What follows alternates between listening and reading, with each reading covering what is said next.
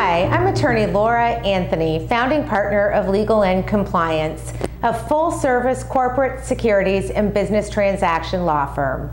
Today, I'm going to talk about the listing criteria for the OTCQB marketplace. Effective May 1st, 2014, the OTCQB unveiled rule changes and added specific listing criteria to be quoted on the OTCQB.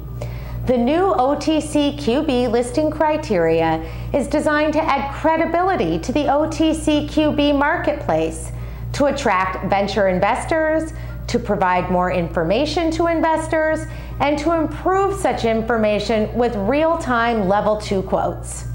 By adding this listing criteria, including a minimum bid price and an application and annual fee and annual certifications, the OTC Markets hopes to remove underperforming companies.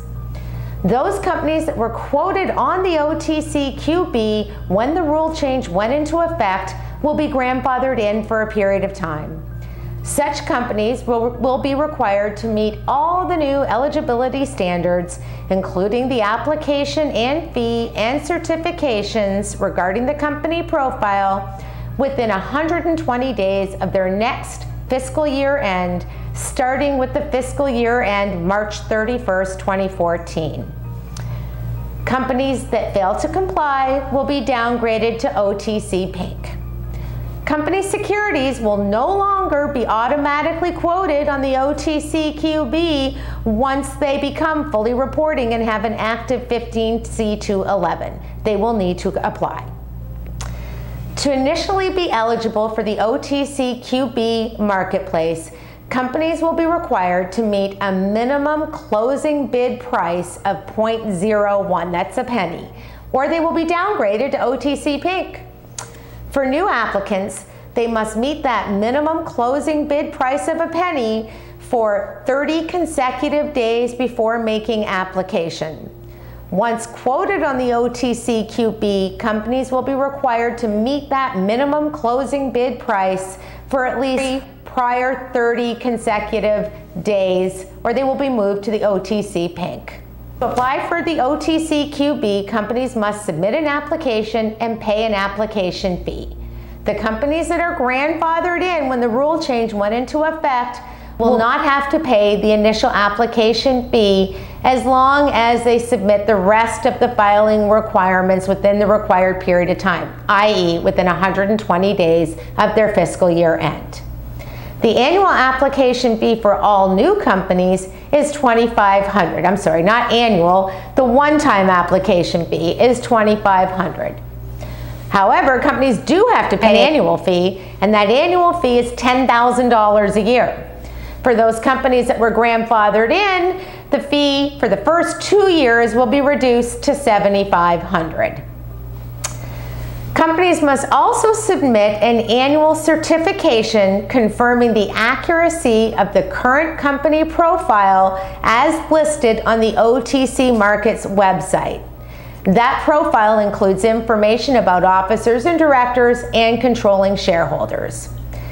The annual certification will need to be signed by the company's CEO and CFO and is submitted via the OTC Markets website. The company's annual certification and profile includes information regarding the company's reporting status. It certifies that they are current in their SEC reporting requirements or qualify for an exemption from such reporting requirements for foreign issuers, as I'll tell you in a moment. Companies will also be required to give the name, address, and other information regarding their officers and directors, and a name and number of shares owned by 5% shareholders. Companies that fail to provide their annual certification will be downgraded to OTC Pink. For foreign issuers, they may apply to be on the OTCQ marketplace by meeting all of the same requirements as a U.S. issuer, including the payment of an application fee, annual fee, minimum bid price, and officer and director certifications.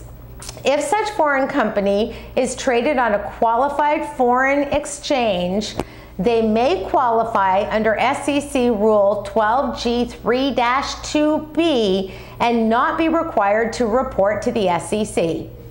Under SEC Rule 12G3-2B, a foreign company that reports to its home country may file those reports on the OTC Marketplace website in English and maintain current information on the OTC Markets website as filed with their foreign country regulator and not be required to separately report to the SEC.